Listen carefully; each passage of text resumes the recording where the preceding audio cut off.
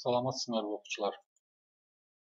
Бүгүнкү сабагыбыздын темасы үйлөрдүн курулушу, табиятта турак жай куруу, турак жайдын мааниси жана функциясы. Сабактын максаты турак жай, үй куруу түшүнүктөрү менен таанышасыңар. Интеллектуалдык билиштиктериңер жана логикалык ой жүгүртүүлөрүңөр өнүгөт. Айлана чөйрөгө этият мамиле кылууга тарбияланасыңар. Турак жай деген эмне? Турак жай адамдар же жаныбарлар дайыма жердеген үй, курулуш, орун. Турак жай адатта жагымсыз аба ырайынан коргонуу, уктоо, тукум калтыруу, эс алуу жана башка үчүн кызмат кылат. Байыркы адамдар жаныбарлардын сөөктөрүнөн курмаларды курушкан, сыртына терилерден жабышып жашашкан. Айрым элдер бутактардан, камыштардан, сөөктөрдөн курмаларды куруп жашашкан. Андан кийин убакыттын өтүшү менен жыгачтан алачыктар жасашкан, сыртына бугунун терисин, аюунун терисин жана башка терилерди жаап жашап келишкен.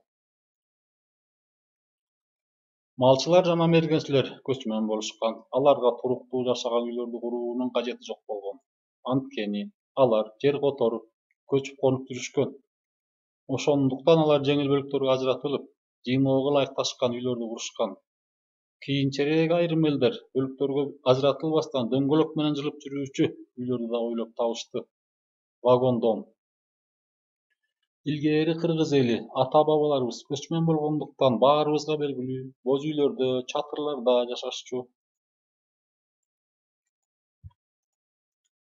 Азыр сабакты бышыктоо иретинде сүрөттөгүлөрдүн турак жайын аныктап, чийим аркылуу көрсөткүлө. Азаматсыңар балдар. Бака көлчүктө жашаган. Чымчык уяларда жашайт.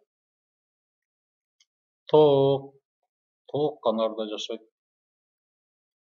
Үй жаныбарлары мал сарайларда жашайт. Иттин уясында жашайт. Ал эми адамдар болсо үйлөрдө, тамдарда жашашат. Үйгө тапшырма.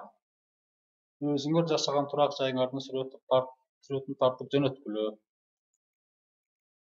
Көңүл бурганыңыздарга чоң рахмат. Сак саламатта болгула.